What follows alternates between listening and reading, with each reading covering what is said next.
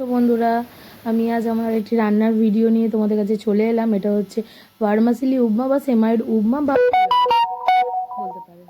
আমি প্রথমে কড়াইতে সাদা তেল দিয়ে এবং তার মধ্যে কাঁচা সিমাইটা দিয়ে লাল লাল করে ভেজে নিলাম। ভেজে নেওয়ার পর একটু গরম জল বসিয়ে দিলাম। জলটা ফুটে গেলে তার মধ্যে নুন, একটু তেল দিয়ে ভাজা সিমাইটা দিয়ে দিলাম। দিয়ে দেওয়ার পর একটু সেদ্ধ হয়ে যাবে। দেওয়ার পর সেটাকে জল ঝরিয়ে নেবেন। তারপরে একটু ঠান্ডা জল দিয়ে দেবেন যাতে গরম ভাবটা বেরিয়ে যায়, তাহলে সিমাইটা ঝরঝরে থাকবে। জল ঝরিয়ে তারপরে কড়াইয়ের মধ্যে একটু সাদা তেল, সর্ষে ফোড়ন দিয়ে, কারি পাতা দিয়ে, আদা কুচি, কাঁচা লঙ্কা কুচি দিয়ে ভালো করে নাড়তে থাকলাম। নাড়ার পর কিছুটা বাদাম ভেজে রেখেছিলাম আগে থেকে, বাদামটা দিয়ে দিলাম।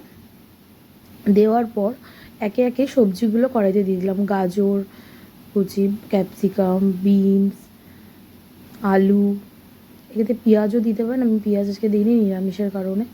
এবং তার মধ্যে ভালো করে নেড়ে নেড়ে ভেজে নিলাম লাল লাল করে। তার মধ্যে একটু নুন, চিনি দিয়ে দিলাম। সেদ্ধ হয়ে এলে তার মধ্যে আমি একটু ধনেপাতা কুচিও দিয়েছিলাম আমি আমার স্বাদ অনুসারে। তার মধ্যে একটু চিনি দিলাম। চিনি দেওয়ার পর একটু ম্যাগি মশলা দিয়েছিলাম। দেওয়ার পর কিছুটা নাড়তে থাকলাম। নাড়ার পর একটু গরম মশলা গুঁড়োও দিয়েছিলাম।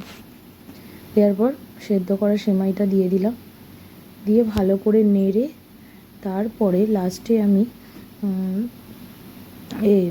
গরম মশলা গুঁড়ো আর ঘি ছড়িয়ে নামিয়ে নিলাম এবং একটু জিরে গুঁড়োও দিয়েছিলাম লাস্টে। দিয়ে ভালো করে নেড়ে একটু রেখে দিলাম এবং আমার সেমাইয়ের পোলাও রেডি। দেখো তোমরা সকলে কেমন হয়েছে, অবশ্যই বানিয়ে খেয়ে বলো যে কেমন হয়েছে আমার রেসিপিটি। তোমাদের কাছে আমার এই অনুরোধটা রইল। ভালো লাগলে লাইক, কমেন্ট, শেয়ার করে দিও এবং অবশ্যই আমার চ্যানেলটি সাবস্ক্রাইব করে দিও।